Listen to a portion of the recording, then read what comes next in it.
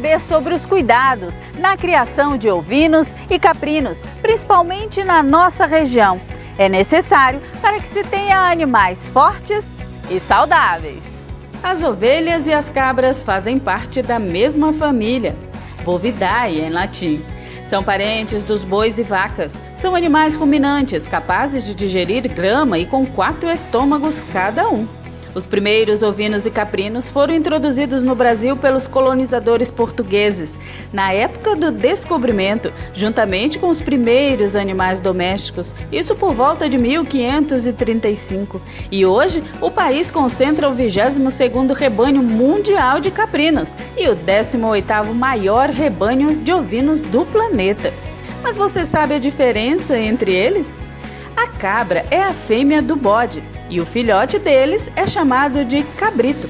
O carneiro é o macho da ovelha e juntos geram os cordeiros. Mas assim como toda a criação, a ovinocultura requer cuidados para que os animais não adoeçam e nem tragam prejuízos ao criador.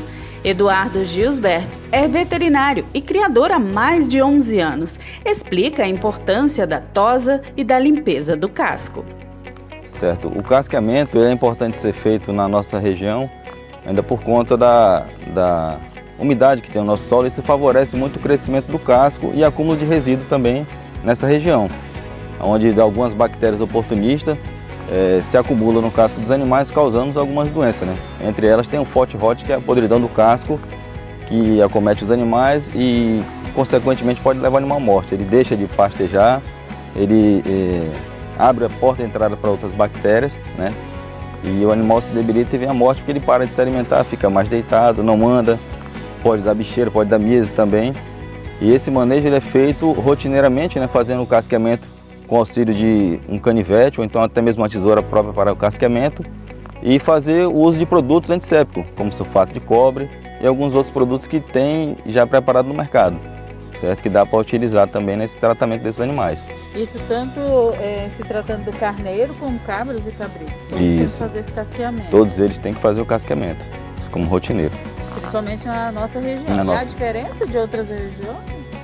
Sim, tem a questão do solo também, né? O solo que tem a área mais com pedra, pedregosa, o animal tende a gastar mais esse casco, né? E com menos umidade também o crescimento dele fica mais limitado. Na nossa região, por ser uma região que chove muito, às vezes o ambiente é mais úmido, esse casco ele cresce com mais rapidez, certo? E quanto à questão da tosa? A tosa a gente fala mais na questão dos ovinos Doppler, né? Que são animais que têm a lã, certo? Que animais que se adaptam melhor ao frio. E ele foi trazido para a nossa região por questão do cruzamento industrial, para melhorar a questão de carcaça, nessa situação. Então eles são animais que eles têm um déficit respiratório por conta disso, né? Porque a lã é para proteger os animais do frio. E aí chegando na nossa região com essa diversidade do clima, eles acabam sentindo bastante o calor. E a gente acaba fazendo essa tosa para poder dar um conforto térmico melhor para esses animais, né? Que ela é feita nas regiões sul, ela é realizada mais para poder a venda da lã mesmo, né? A nossa região quase não tem procura de venda de lã e nem comércio para isso. Então a gente faz só mais a tosa para minimizar que os animais fiquem levando sementes de erva daninha para outras pastagens, que eles acabam propagando isso, né? Eles acabam essas ervas daninhas, a semente agarrando na lã dele e ele começa a levar para um pasto, para o outro e acaba jogando essas pragas em toda a propriedade. Eduardo lembra ainda que a retirada do chifre é proibida. A discórnia, né? A discórnia ela foi proibida por lei pelo Conselho de Medicina Veterinária, então esse processo não é mais realizado. Nem a discórnia, nem o corte de cauda que eram realizados nesses animais de lã, né? Para evitar que acumulasse fezes, resíduos de parto, sangue, urina, essas coisas, foi proibido também. Então é necessário uma limpeza. Fazer a higienização e manter sempre tosada essa região. E a questão do chifre para as cabras e os cabritos?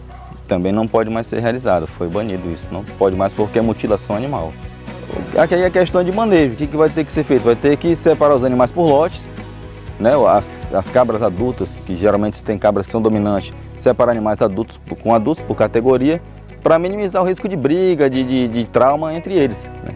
E a questão que a gente fazia antigamente do corte do chifre era para evitar justamente essas lesões que os animais ficavam. Na hora de competir por alimento, as cabras de chifre batiam uma na outra, então machucava, às vezes vinham realmente a quebrar os animais, os mais novos não se alimentavam, então tinha essa competição por alimento e aquele que tinha um chifre maior ele acabava dominando e ganhava aquele território, né? Então o manejo mais era para isso, para minimizar essas competição por espaço.